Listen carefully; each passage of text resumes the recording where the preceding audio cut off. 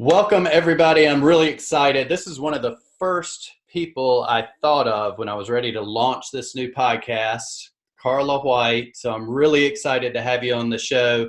And just as a reminder, before I jump in and say hey to Carla, which I already did, but before you say hello, I just want to welcome everybody to Infinite Impact Radio. This is the show for impact influencers by impact influencers with world-changing missions. And we've got one of those today, the amazing Carla White. How are you doing today, Carla? It's great to have you on. Hey, it is so awesome to be on here, Evans. This is great. What a great topic too, right? I think this is something everybody needs to hear more about. So, well, thank you. I appreciate it. This was we won't go into the story behind it, but I'm what I'm loving about it is I get to share stories like yours and the people you're affecting. And so it's not about me; it's about everybody else's stories and the impact they're making on the world. So it's sort of a labor of love, and it's really exciting. I just wake up and I'm excited to do the interviews every day. So I appreciate it. Well, isn't that a perfect segue into this whole conversation, isn't it? It is, actually, if you think about it.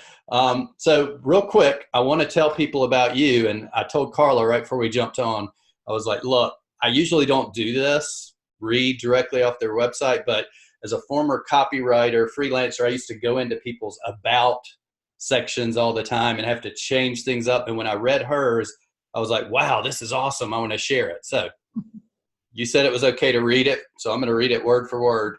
It starts off with the headline, Changing Lives. Carla White is the first woman to launch an iPhone app, top of the charts for 10 plus years. Congratulations. Yeah, thank you.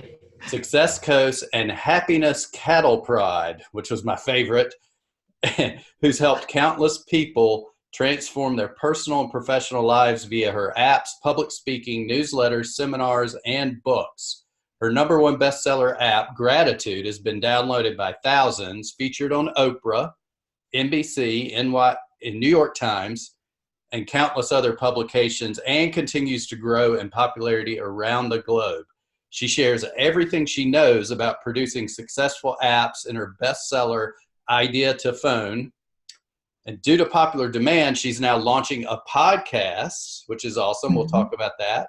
Aligning neuroscience with ancient wisdom in a way that has never been done before.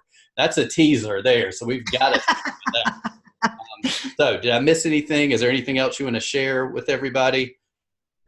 Yeah, no, well, there's a lot more to the story, isn't there? Always. Yeah, right. But well, why don't we just jump right in? And one thing that we like to do is ask everybody a little bit about their origin story, about what it was, where they started, what it was, the big epiphany that sort of flipped the switch and got them moving in this direction. So if you don't mind, I'll just turn it over to you. Yeah, so I grew up on a farm in middle America, right? South Dakota. Nearest friend was like a good 2-mile bike ride away. And when there's winter, like 9 months out of the year, I didn't have any friends other than my siblings. So let's just say I grew up in a bubble, right? And what was available for a career path was really limited. Become a housewife, become a teacher, a secretary. That's about it. Right. But I always had this, I don't know if I'm piss and vinegar inside of me that wanted to challenge the status quo. So like even when I was littler, they had these clubs called 4-H Club, which is kind of like the farmers version of Boy Scouts and stuff. And they had like the boys clubs and the girls clubs. And I said, why can't I join the boys clubs? Because like they're doing way cooler stuff than us girls. And they looked through the rules and there was no rule that a girl couldn't join a boys 4-H club. So then I joined it, and I was the first girl to join a male club and change that whole, now they're all blended, which is cool. And then went off to university. And again, they were like, my high school teacher was like, or my high school advisor was telling me, Carla, you get into the military because you're going to flunk out of college. And of course, that's the story I told myself. When I got there, I studied art and just went to watch live bands, hang out with all the hippies, and never went to art class. And I still have nightmares about it today. And was about to flunk out when this woman from Japan. I always loved hanging out with the foreign exchange students because they're always a little bit different. And I love that. And she said, you're always hanging out with all the Europeans, and why don't you just go study over in Europe? And that was so foreign to me because I'd never been on a plane. I didn't have the money. Like, I was flunking out of college. How the heck was I going to study over in Europe? And lo and behold, a year later, I'm getting on a plane for the first time going over to Europe and living in Germany. And we have family over there. My grandpa immigrated. And I had this uncle there who I just admired. He was funny, he was smart, he was outgoing. I just loved everything about him, his energy. And he said to me one day, he's like, after about a couple months there, and I did not speak a word of German. And after a couple months there, I'm picking it up a little bit here and there. And he says to me, Carla, du bist ganz klug, which means, Carla, you're really smart. And I had never had anybody tell me that I was smart. Like, I was always told that I was going to fail. You're going to fail out of college. You need to be a wife. You need to be a teacher, be a secretary. I mean, I wanted to be a lawyer. They're like, no, be a stenographer. Don't be a lawyer. And so they always pushed down my dreams. And he was the first person that said, hey, you can do whatever you want. And so I went home, got two master's degrees. And they're like, well, you can't graduate with your master's degree because you don't have your undergrad. So I did my undergrad too. So you got your master's degree before your undergrad. Yeah. Interesting. Yeah. I couldn't get it. They couldn't give me the diploma because I didn't have so I had to finish that. Yeah. And I mean, all sorts of crazy stuff. Like, I was the president of the masters, all the people in master's programs, like the doctorates and the lawyers and all of those, like all these things that I did that were complete opposite. And can I ask you one question real quick? Yeah. You think that just that one statement that you're really smart, that just sort of flipped a switch and absolutely ignited all this? Because then I had confidence and courage to go travel around Europe all by myself. I got these odd jobs and made money while I was over there and got a train ticket and went everywhere and came back speaking fluent German. Like, oh my God, I went there and I couldn't speak German. I took care of myself. If I can do all that, I can definitely figure out the system of getting a diploma. And by no means was I the smartest in the graduate program. I was the cleverest of them all. And so I went from there to out to California for a few months to just decompress. And I thought I was going to learn how to surf, but I hated it. And ended up with my big girl job in DC working for the Pentagon. And it's a $3.5 billion Pentagon program where we got rid of nuclear weapons in the former Soviet Union. And I'd go, the game was spend the taxpayer dollars as fast as you can before Congress takes them away. So we were spending, I can't even, hundreds of thousands of dollars on these chainsaws with diamond head blades on them so they could cut up these silos. But then we'd buy them, and we had this warehouse. There'd be sitting there like $500,000 diamonds, and we'd put them on these trains to go over to, we'd ship them over to Europe, and in Eastern Bloc, they'd go into Russia. And then the Russian mafia would confiscate them, sell them on the black market. Oh it was such a game. It's like a movie. Here's the thing, though. What's that, Evan? It's like a movie. Yeah, it totally is. Well, here's the kicker: is I didn't know how to negotiate a good salary, and I was from the Midwest, and so you're going to pay me what, $28,000? I go, whoa, and little did I know that rent was going to take up all of that. So I lived in this all black crack neighborhood. I was the only white person in the neighborhood. And it was so dangerous that taxi drivers would drop me off a block and a half away, and I'd have to walk up to my apartment. But I felt super safe because I took care of the kids there. I started midnight basketball. I'd teach the kids how to read. And because of that, parents forever grateful because they're hooked on crack. They're like, thank you for taking care of our kids. And these big NFL linebacker type of guys would stand out on their stoops as I'd walk to my car to make sure I'd be okay. And then they'd go back in the house. It was super cool. But what got me was I get up, I go into the office, spend hundreds of thousands of dollars, and then come home, few blocks away from our Capitol building where these kids desperately needed that money. And that ate at my soul so much. Like I didn't know it at the time that I was getting into a depressed state, but I was. And so I decided to abruptly leave this job that everybody's like, gosh, that's a killer job. Why would you leave? Because I was making all sorts of great DC contacts too. I was rubbing shoulders with some amazing people. And I decided to leave and just be a translator at the Olympic Games. And I pretty much just lived out of my car. I had no money. I waited tables just to get money to get gas in my car. I had a bike, so I biked everywhere too when I didn't have gas. And I didn't know what was I going to do for my next job. And at that time, internet was just starting out. People, right. You guys don't know how easy it is to get a job now. You just have to post it on Facebook. I need a job, and boom. Back then it was oh my gosh, you had to put these resumes in an envelope, send it out, it was slow going. And just to stop you real quick, we were laughing about this earlier. I was telling a story about cassette tapes and, doing online fitness training with cartoon people because there was no YouTube. There wasn't, yes. You sit little pictures of cartoon people doing exercise and they weren't even moving. They were still. Yeah. So we were laughing about that earlier today. Gosh, people don't understand how great they have it. Yeah. Right. So I went. The Olympics. Yeah, go ahead. Was in Atlanta. Yes. Yeah. That's what the Olympic Games in Atlanta. And so I know I was translating German. Are you still there? You froze up. Oh, sorry. Yes, I'm here. Yeah. Okay. So I was translating German, and all the Germans speak perfect English. So it was kind of just a fun front seat at the Olympic Games, which again really impacted my life because I saw these people doing what they loved. And here I was why am I looking for another career job? I'm definitely not cut for office jobs. It doesn't blend with me right. But even still, I was in a library and I found this book that said top 100 companies in America to work for.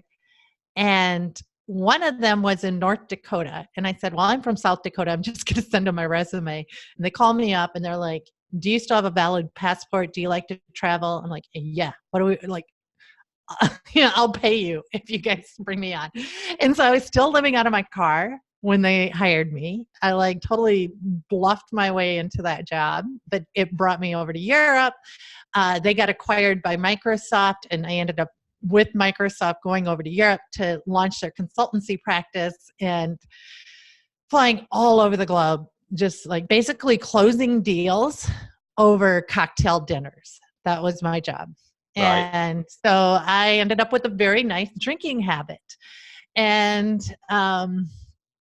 didn't think it was a problem because I was making more money than ever before. I was flush. And but then after about 5 or 6 years, they said, okay, this gig is up. You can go back to Redmond to be a programmer, or, we'll have to let you go.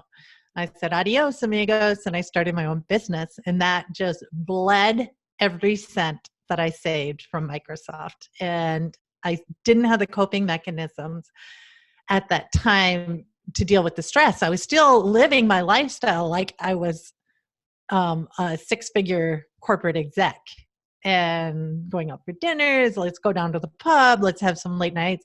And so, I was getting ulcers, migraines, things that health issues I've never had before. Now, cold sores, all over my mouth.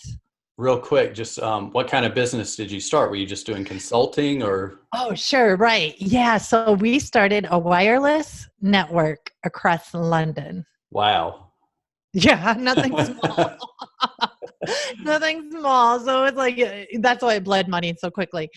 And right when I didn't think I could take anymore because I was sick as a dog, not sleeping, stressed.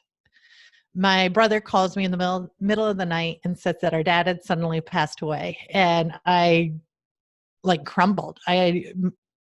My husband carried me to the airport. I barely remember the funeral. I mean, I was just a mess. Not so like I was shocked that my dad had passed, but also it was all that stress coming out of me that I'd been bottling up for months. And when I got back to the UK, I basically was a vegetable on the sofa. If my husband tried to get me out of the house, I just cry. Like we'd go for dinner, I'd end up crying. We'd go to get groceries, I'd end up crying. I mean, like anything could trigger me. So we thought, well, let's get you back home to your family. I thought, do you know how hard I worked to get here to London? I'm not about to go back to where I started. And we fought about it for a while, and I finally caved, and I said 1 year. Now, spoiler alert, because that was like 13 years ago, and I'm still here. So, Right. still in the U.S. But when I got back here, it got really bad. Like I got super bad. I ended up getting double pneumonia in the emergency room, like not able to breathe, barely able to catch my breath. And the doctor said, here's something for your double pneumonia. Here's something for your depression. And I thought, well, looking over my shoulder, who has depression in this room? It's not me, because I could hide it so well. Right. And that was my wake up call. And I went home that night, not able to breathe, not able to sleep because I was constantly coughing. And I heard on a podcast, Oprah podcast, about this woman who she was a coach, and she was teaching people to write down like as much as I can each day about what good stuff happened. And I'm like, oh, I can do that. I can try that. And I started writing it down. And 2 months into this little project of keeping what is known as a gratitude journal, I had no idea that's what it was even called at the time. But 2 months into it, I was out for a walk, and I'm going through stuff that I'm going to write into my journal that evening. Like, oh, I slept really good last night, and I got that job interview, and my husband and I are getting along really well, and I'm feeling good, my health is better, all these things. And it hits me so clear, like, oh my gosh, it was just 2 months ago I was in the ER.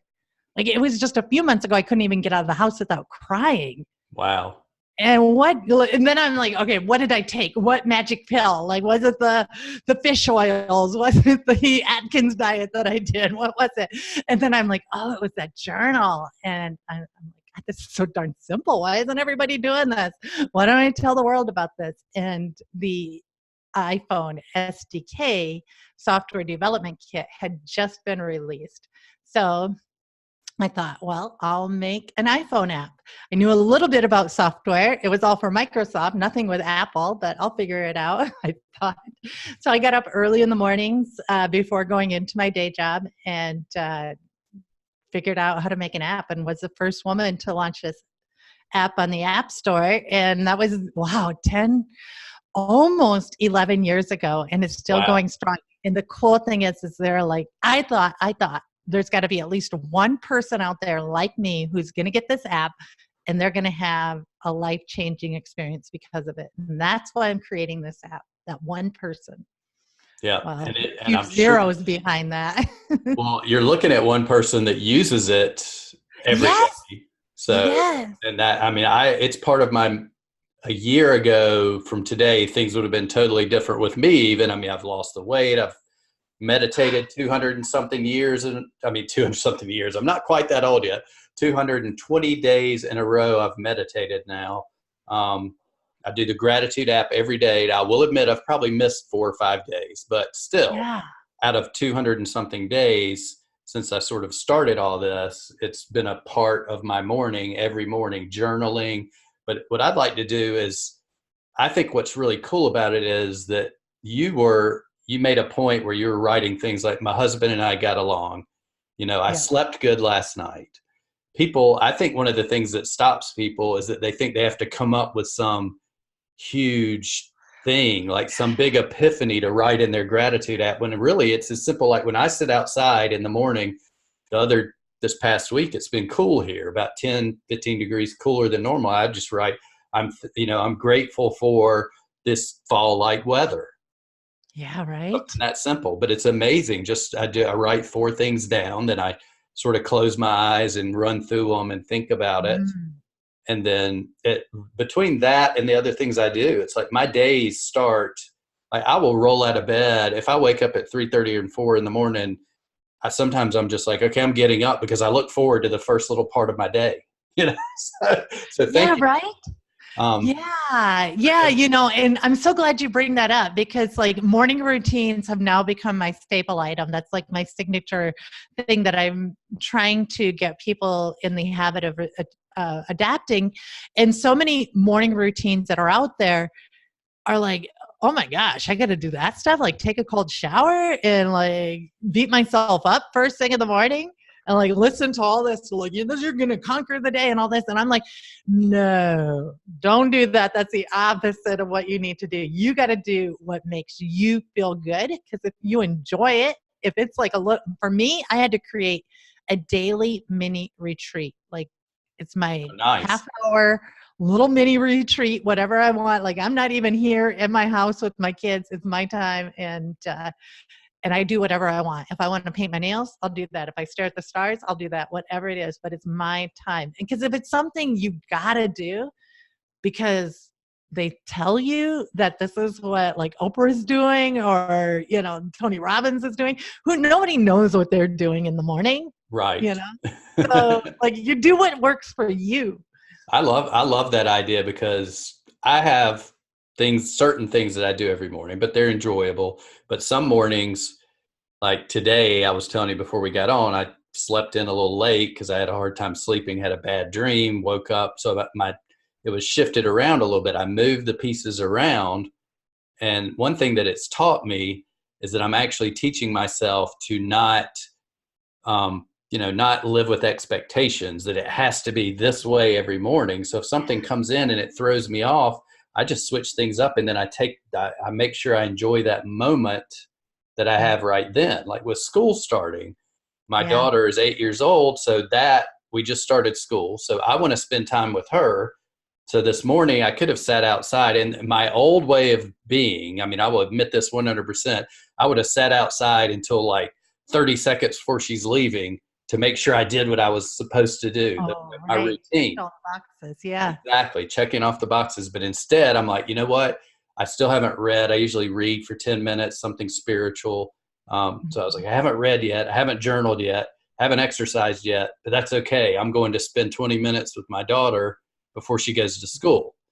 And then I'll do that later. So, I mean, it's amazing I love the idea of just sort of leaving that time open, just as long as it's self-care and what you want to do that day and that moment. I think that's awesome.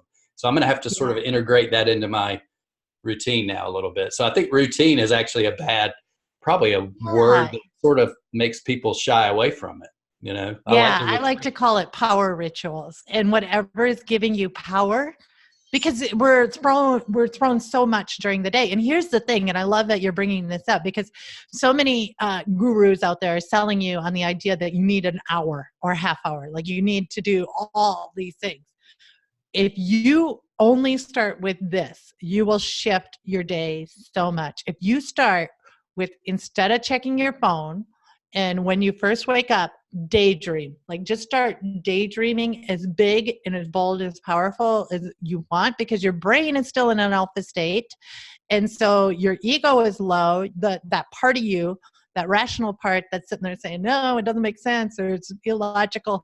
Because what's going to happen is you're going to get intuitive impulses. For example, when I got selected by that organization, by my company, to go over to Europe, it was such a random act of events that brought me over to Europe that made absolutely no sense, but it was gut instinct. It was intuition that brought me over there. What happened was, one day I wake up and I knew they had this position over in London, and I knew I really wanted it.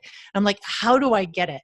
And something inside of me said, Carla, go fly to Fargo today, because they were having their Christmas party. So it's December. And I'm like, all right, I'm in Boulder. Let's get a plane ticket from Denver to Fargo. Denver Fargo flights were like every other day of the week, or something, like 2 days out of the week. So I'm like, okay, let's go to Sioux Falls, where my family is. So I fly to Sioux Falls and hire a rental car. There's like the winds are going sideways, blizzard, and I'm in this teeny tiny rental car because there was nothing left. Driving 3 hours, I finally get to the event, and they're just finishing it. They're just ending it. And I'm like, why did I do all this? This is so crazy.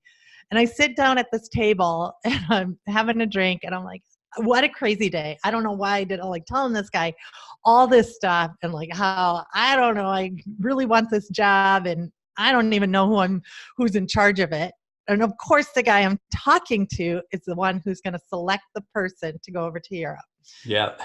You've got to listen to your intuition. And basically, these rituals are your chance to tune into your intuition and to tune out all that noise, all that brainwashing we have going on constantly telling you what direction you need to do. Because your intuition, it'll sound so crazy and mad sometimes what you need to do. Yes. I think for the listeners or viewers, one thing that I'll share that sounds similar to this, like one, I'm sure that whole trip, your ego was probably telling you, what are you thinking? Why are you driving through this mess? Well, well, of course you shouldn't go because you can't fly there. You have to fly some, right. But also I like the other thing I love, like I want to go back on the listeners to pay attention. Like as soon as you wake up, start daydreaming, because I love that. Before that ego kicks in and wakes up, go ahead. And another thing that I've found is to stop, like just say yes. Like as soon as something comes in your head, like, yes, I'm going to do it. That. You know, because as soon as you say yes, you've already said yes to it. But if you sit there and think about it, well, maybe then that's where it creeps in. And I've found over the past month or so myself, I've just said yes. Like we were going to Denver to an event we were in together, and a fellow coaching group member said, I want to do some video. I want to do B-rolls. And this is something that I'm generally not comfortable with. I don't want to be like the subject, like the object of something, but I was just like, yes, I'm doing it. And then I got out there, and the people that were doing it with me that I met actually made some connections that have turned into collaborations, all from saying just yes and not even thinking about it. So I love that whole thing. I'm going to start doing that, because generally I don't know if other people experience this or if you used to experience this. When you wake up, I used to wake up in the morning and that brain would kick on, and I would think about all the things I had to do. I would grab my phone, I would start, and it would kick in, and I would start talking myself out of having a great day from moment one. And now I've followed your advice. I think you and I talked about this at another event where I've taken all the news off of my phone. I don't look at the news. I don't watch the news. I no longer get up and I don't touch my phone. The only thing I touch my phone for in the morning is the gratitude app and for a meditation app.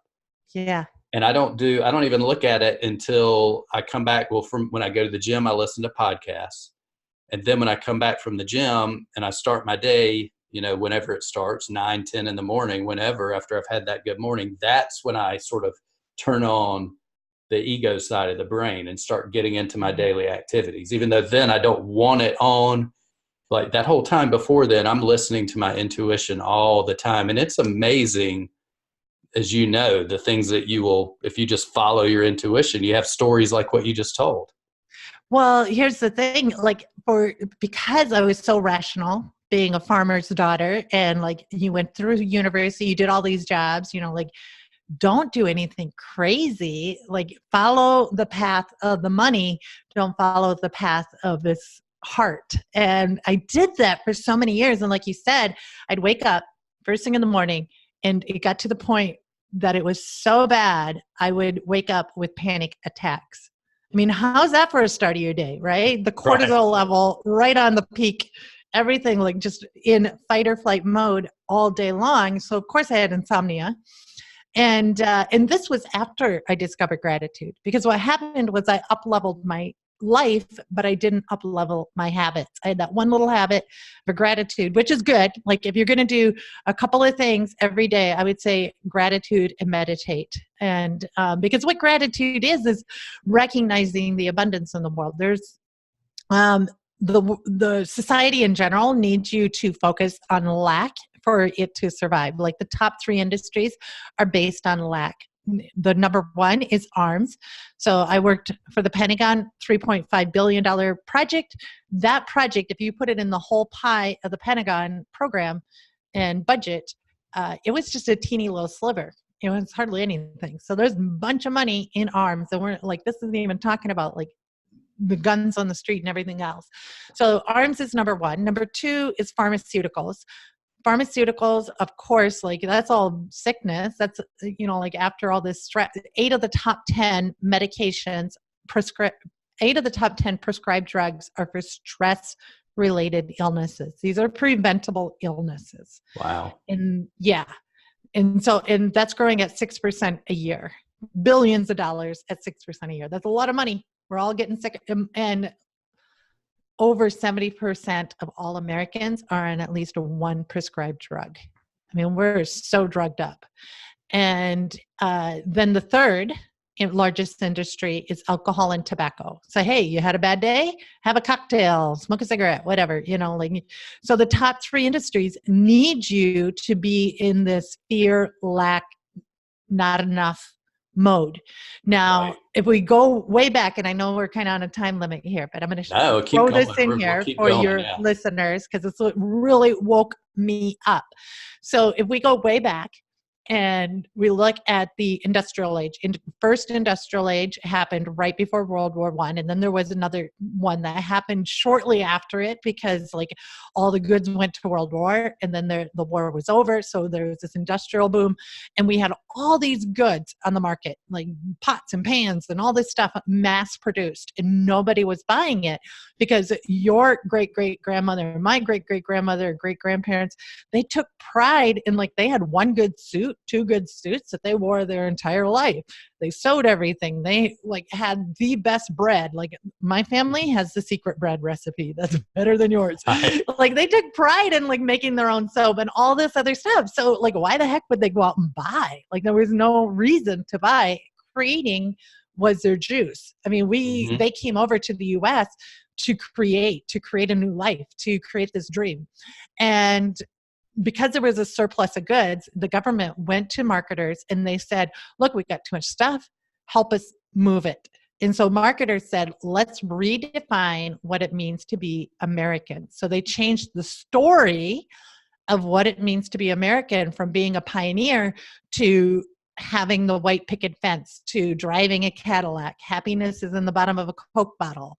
And so this was the idea of happiness. Now, what happened was, as Americans in general, our happiness levels did not increase. They just stayed the same. And now they are constantly going down, down, down, down, down. I mean, suicide rates are at an all-time high in regions that you would not expect it, like amongst the farmers in the Midwest. There's a high suicide rate.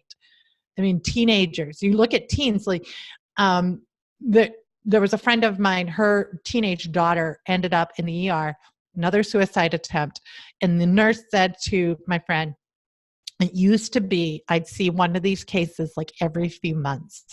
Now I see a few a week. Wow. I mean, teenage suicide is on everything. And yet, like, we're eating healthier.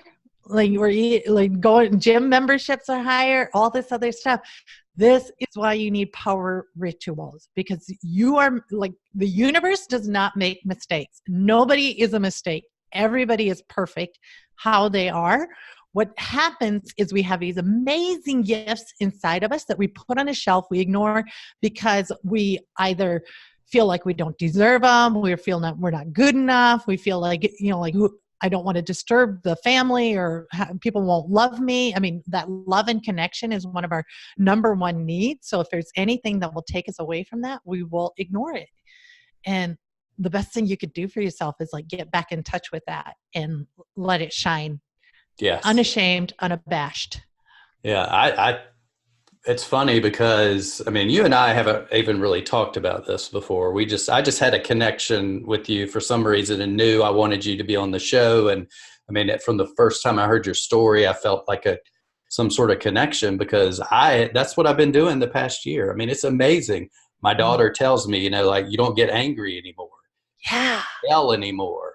I'm able to enjoy time with her and with my family, with my wife, and just have fun. You know, it's like I'm not on that stress level anymore. And it's all from just small changes, you know, and Yes. I don't beat myself up to go to the gym. I go to the gym and I work out. I used to be a fitness personal trainer. So I used to be like one of these people that was like just in the gym all the time. And now if I don't feel like going, I go for a walk or I do yoga. You know, I do something calming for the body to like sort of calm it down. Then I might go to the gym the next day and get the endorphins going up again. And then if I'm tired, I just do something different the next day. So it's all about flexibility and about taking care of yourself, which I think is amazing. Which, since we're talking about that, I want to jump in. I know we've sort of just gone, which is great. I love that. I love having you on here and talking about it. But I wanted to talk about, you are doing a challenge that you've been running at least a couple times now, I think. Yeah, right. Oh It my sort of gosh. goes into this, like taking Yes. care of yourself. So if you want to just Mhm. jump in and share a little bit about that, that'd be awesome. Yeah, it's called the One Habit Challenge. So I try and reel people in with the idea that we're only going to give you one habit, but in fact, I give them a whole bunch of power habits. Basically, it's taking ones that aren't serving you anymore, because everything you do is based on habit. Like 95% of what you're doing every day is habitual. Hmm. And so why don't we use that power of what you're doing habitually to drive you in the direction of your life that you want to go, rather than just repeating the same cycles, year after year after year, hoping like you either win the lottery or inherit a bunch of money, because that's where a lot of people think their answers are going to come from. And you can actually shift it really quickly with these power rituals. So it's 21 days and I coach you every day live, and the transformations that we have had are mind-blowing, absolutely mind-blowing. So there was one gentleman, I didn't know this. Like, I spoke to him a couple months before the challenge, and he was just getting off the booze. He's like, this is the last time. Like, he had hit rock bottom, rock bottom's rock bottom. And he was so like embarrassed about himself, he wouldn't show himself on the Zoom. And he ended up joining my first challenge. And in that first challenge, he got off of 9 of his 11 prescription drugs. Wow. And now he's off of all of them. He's lost, like, last I heard, 50 pounds, although I'm sure it's more now, because like a lot of those drugs retain weight and water. And his health is never better than ever. And he's like, of course I'm never going to touch booze again. You know, like, he doesn't even consider himself a recovering alcoholic. He just considers himself back to normal again. Right. And there's another woman who is on antidepressants for most of her adult life, well over 20 years. And she managed to wean herself off of those. Now, if you're planning to do the challenge and get off of drugs, I highly recommend you talk to your doctor. But, and then there's other women who, like, there's a mom of, I think she has 4 or 5 kids. And she thought, because she was a stay-at-home mom, this was her, like, that was her title. There was nothing else for her to do in life. And her identity was completely gone. And now she's starting a YouTube channel. It's so much fun. I'm helping her bring this channel to life, and she's going to do a family vlog, and it's super funny and hilarious. And she's fine. Like, she just kind of thought everything was written off. And it's amazing what one mother, she lost, I could go on and on with the stories. One mother lost her son in a very horrific accident. And now she's helping other people through trauma. I mean, people are finding their calling. Yeah. Yeah. So it's not necessarily, when we think of 21 days and changing a habit, you think of, oh, well, I got to work out, lose weight, or I got to quit drinking, or it's really all about people finding themselves again, their authentic self. Yeah. And realizing they have a value, they have a purpose, they have a value, and you don't need another certificate. You don't need another diploma. What you've lived has given you the chops to help other people right now. And that's one thing, that's a great point for our listeners and viewers to think about. It's, you have something that somebody's looking for. And this is what the perfect example of like creating an infinite ripple effect of positivity is, just getting out there and sharing what you've been through, your experiences, your life. And I mean, even if you don't feel like you have a special gift, your gift is you. And somebody So out there is going to be affected and going to change, then they're going to affect somebody else. And that's what exactly. your habit Yeah. challenge is doing that. I mean, it's like creating so many ripple effects. It's amazing. We've got like an ocean in the lake going on. Yeah. Yeah. You know, like they have this scientific proof. If you open up a door for somebody that like affects 6 people deep, like the person that you open the door for, and then the next person they do, like you're actually not just, but what we see is just the immediate results in our sensual surroundings. And what I like to tell people, and this is part of the challenge, is go deep, go super deep on to discover your value. How are you creating impact in people's lives? How are you doing that? Like it could be as simple as you planted a garden and then you have excess vegetables and you're giving them to your neighbor. Okay, well, your neighbor was able to cook a good meal and have a lot of fun with their kids. Now, those kids are going to go to bed with this beautiful memory. They may hold on to that. Like if somebody says, what's the one memory 10 years from now, they'll remember that night. You're like, Wow. You have no idea how deep you're like, I know, Evans, you have helped me out in my business. And unless I actually turn around and show you, you have no idea. Right. But you've like helped me see new perspectives on podcasting and so many other different ways of creating impact. And like everybody wants to know they're valued. And your value, unfortunately, doesn't come from a paycheck or from what people tell you. It comes from inside of you. And you have to realize that yourself. And when you realize that yourself, you will increase your standards. And when you increase your standards, the universe will just reflect it back to you. Yes. And that's a very important point, because I will tell you, as someone who I was not good at receiving. If somebody could tell me, they could come up and tell me like, hey, you just totally changed my life. And to me, it would be like, well, that's great. And then, but it's like, what? I wasn't I wasn't accepting it.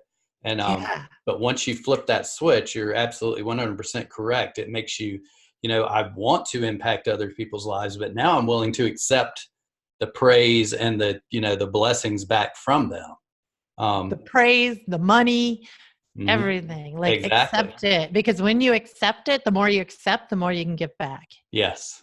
And that's funny, because I think I wrote that directly in my journal this morning, that I'm willing to accept and receive as much abundance as possible, not because I'm selfish, but because then I can raise the level of my service to impacting others.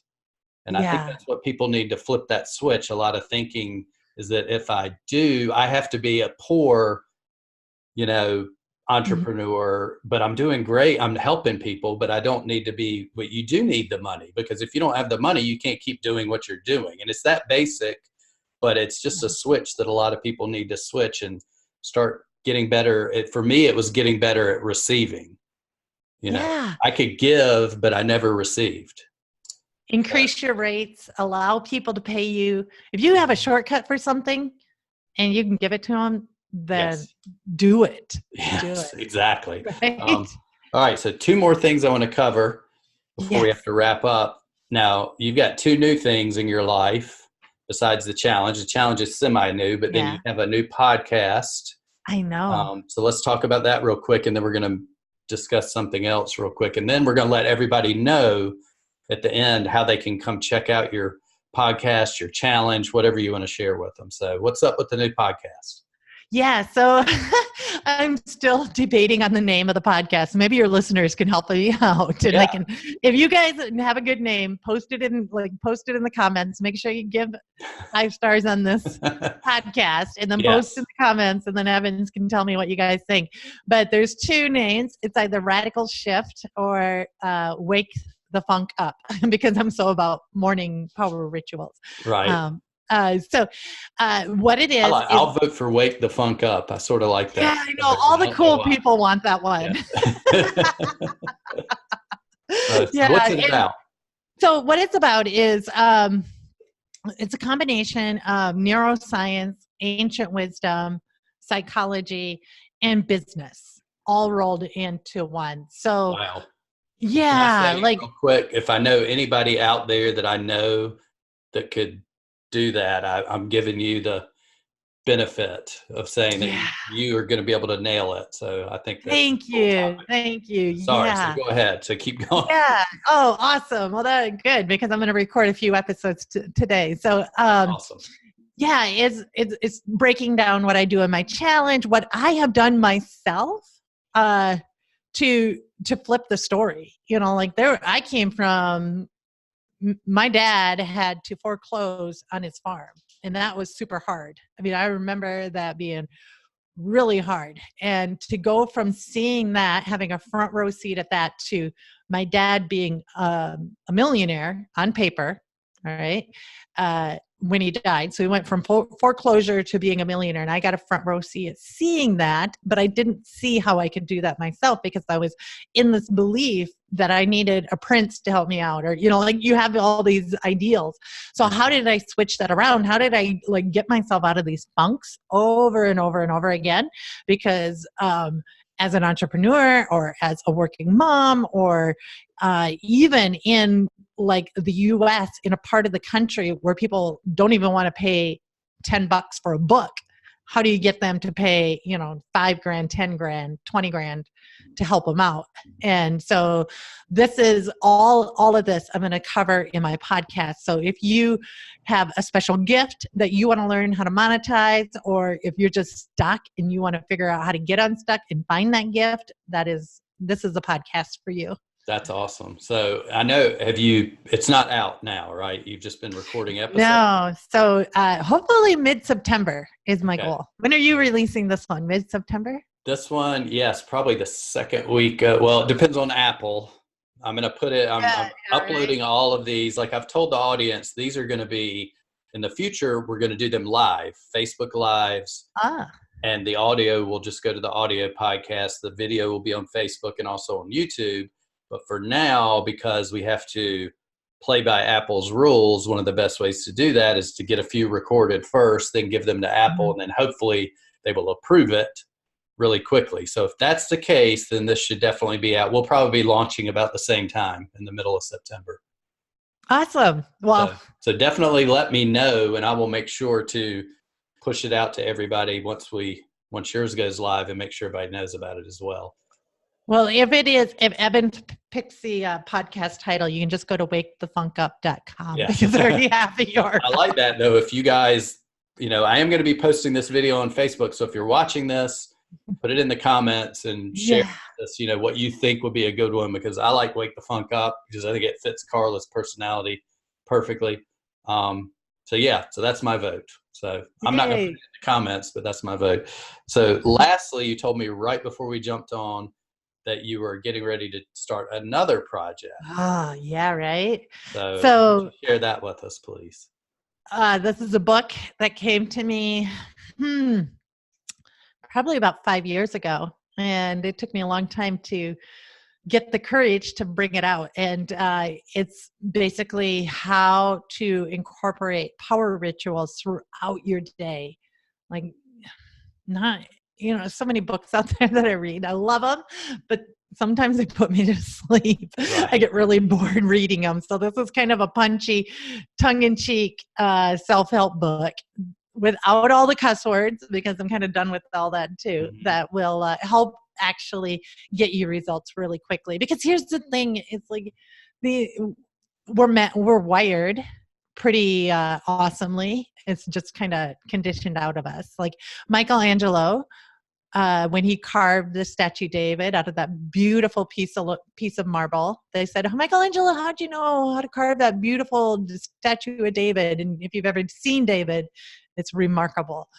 And he said David was always in the statue. I just had to chip away the pieces that didn't belong. And that's exactly what this book will do. It's just going to chip away the pieces that don't belong. Yes, I love that. That's awesome. So what's the timeline on that? Do you have any idea? So we're going to do a beta mode release, because getting it into print is super hard. So we're going to give a few people e-copy around Christmas time is our goal. And so we'll have a PDF, limited edition PDF download. And then we're going to go for full print probably around Valentine's Day. That's awesome. So pay attention to Carla's podcast, which we don't know what it is yet, but we will soon. And but just pay attention to Carla. I don't know. Maybe I should call it Happiness Cattle Prod. Yeah, I love that little statement in there. I was laughing. As soon as I saw that, I was like, I'm reading the whole thing now. But yeah, so we're going to wrap up, but I really appreciate you being on here. This has been awesome. I love it. And I do want to give you the opportunity to, whatever you want to share with people, tell them how to get the challenge, where they can find you on social media or even a website, whatever you want to share, just feel free. You bet. So my personal website is carlawhite.org. The challenge is onehabitchallenge.com. And my book, ideataiphone.com. What else? Oh, my app is called thegratitudeapp.com. So I think between all that, you'll discover me. Yes. Instagram is at Hey Carla White, Carla with a C. Awesome. Yeah. Well, I appreciate it. Thank you for being one of our first launch sort of group. I don't want to make anybody stand out as the top, but we had like 5. So far, we've had 5 awesome guests that agreed to do this before it was ever live, which I really appreciate, because you know how it is. Most people are like, well, let me see what it's about first before I want to dive in. But you guys, in true fitting fashion, you just said yes and went with it. So that's perfect. And I appreciate it. Well, you own that. You own that because you created that. Yes. Well, thank you. And we appreciate you sharing everything with us, sharing your story, because it's an amazing story. And I think the biggest takeaway that I got when I heard your story the first time was it doesn't take like a massive, thing to change your life. It was just as little as writing down what you're grateful for at night before you go to bed, first thing in the morning, whenever you want to do it, but just reminding yourself that you have so many things to be grateful for. And just that small act totally changed your life. And because of that, you've changed the lives of, I don't even know how many people, probably millions by now, because that app's been out so long and all the other things you're doing. So you're definitely a true infinite impact maker for sure. Well, that's what we all came here to do. Yes, I love it. Well, thank you. We appreciate it and look forward to the new podcast, and we'll talk soon. Bye, Evans.